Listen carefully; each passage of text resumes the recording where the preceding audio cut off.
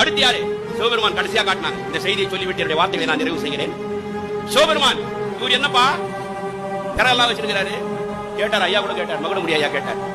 இந்த தமிழை கொடுத்தவன், இந்த தமிழ் வளருமே தவிர தமிழ் தேயாது. இப்பேற்பட்ட சிவபெருமானை காட்டினார்கள்.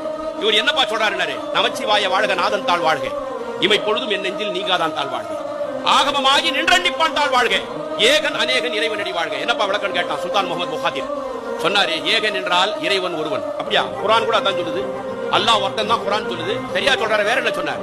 ஏகன் இறைவன் ஒருவனாய் இருக்கிறார், அநேகன் அவன் எல்லா உயிர்களிலும் இருக்கிறான் என்று சொன்னார்கள். அப்படியா? இதை சொன்னவர் யார்? மாணிக்க வாசகர். எதுல சொன்னார்? திருவாசகத்துல. வேற என்ன சொல்லியிருக்கிறார்?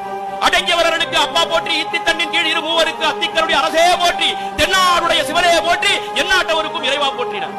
என்னப்பா இதுக்கு பொருள்னு கேட்டான் சுல்தான் முகமது புகாதி. துர்காராவ் சொன்னார், தென்னாட்டில் இவனுக்கு பேரு சிவன், எந்நாட்டவருக்கும் இறைவன். இதுதான் குரான் சொல்லுது. இதுதான் குரான் சொல்லுது. தென்னாட்டில் இவனுக்கு பேரு சிவன், எந்நாட்டவருக்கும் இறைவன். இவர்தானா? கற்றா கோயில் அபுதாபி மண்ணு.